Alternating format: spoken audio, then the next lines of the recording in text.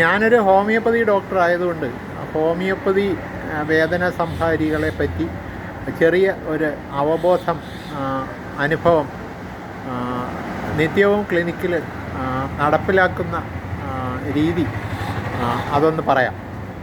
സാധാരണയായി ഒരു ഹോമിയോപ്പതി ഡോക്ടറുടെ അടുത്ത് വരുന്ന വേദന ഉള്ള രോഗികൾ അത് accident, emergency, casualty, road accident അല്ലെങ്കിൽ ഫാൾ ഫ്രം എ ഹൈറ്റ് ഇത്തരം രോഗികളല്ല. അത് ദീർഘകാലമായി അനുഭവിച്ചു കൊണ്ടിരിക്കുന്ന വേദനയാണ്.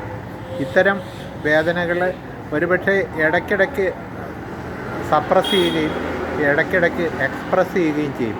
ഇടയ്ക്കിടയ്ക്ക് ഒതുങ്ങിയിരിക്കുകയും ഇടയ്ക്കിടയ്ക്ക് തീവ്രമായി പ്രതികരിക്കുകയും ചെയ്യും വേദന. ഇത്തരം വേദനകളിൽ പ്രമുഖ സ്ഥാനത്തുള്ളതാണ് ഒന്ന് തലവേദന, രണ്ട് മുട്ടുവേദന, ജോയിൻറ്റ് പെയിൻ, മറ്റൊന്ന് ഈ കിഡ്നി സ്റ്റോൺ, മറ്റൊന്ന് അബ്ഡമിനൽ കോളിക്, അബ്ഡമിനൽ പെയിൻ ഇത്യാദി കാര്യങ്ങളാണ് സാധാരണയായി വരുന്ന തീവ്രമായ വേദനകൾ. ആധുനിക വൈദ്യത്തിൽ കാഷ്വാലിറ്റി, എമർജൻസി ഡിപ്പാർട്ട്മെൻറ്റ് ഡീൽ ചെയ്യുന്ന വേദനകൾ. ഇനി ഇടയ്ക്കിടയ്ക്ക് വരുന്നതും അത് അരണ്ട വേദനയായി നിലനിൽക്കുന്നതുമായ വിഭാഗത്തിൽ വരുന്ന വേദനകൾ ഒന്ന് സയാറ്റിക് പെയിൻ, മറ്റൊന്ന് ട്രൈജമിനൽ ന്യൂറാൾജിക് പെയിൻ, വേറൊന്ന് കാർപ്പൽ ടണൽ സിൻഡ്രോം പെയിൻ, വേറൊന്ന് wisdom tooth, impacted wisdom tooth pain, മറ്റൊന്ന് ടെന്നീസ് എൽബോ പെയിൻ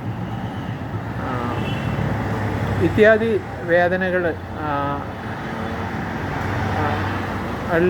സാധാരണയായി വരുന്ന മറ്റൊരു കാര്യമാണ് cervical spondylosis pain. Gallstone കോളിക്കും ഇടയ്ക്ക് വരാറുണ്ട്.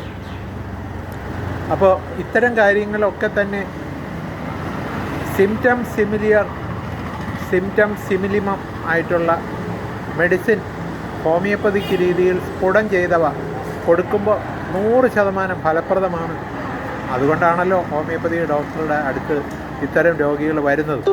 വേദനയെടുത്ത് പുളയുന്നവനോട് വെറുതെ ഒരു ആപ്തവാക്യമോ ആപ്തസൂക്യമോ അല്ലെങ്കിൽ സമാശ്വാസ വാക്കോ അല്ലെങ്കിൽ ഒരു പ്ലാസിബോ മരുന്നെന്ന പേരിലൊരു പ്ലാസിബോ സബ്സ്റ്റൻസ്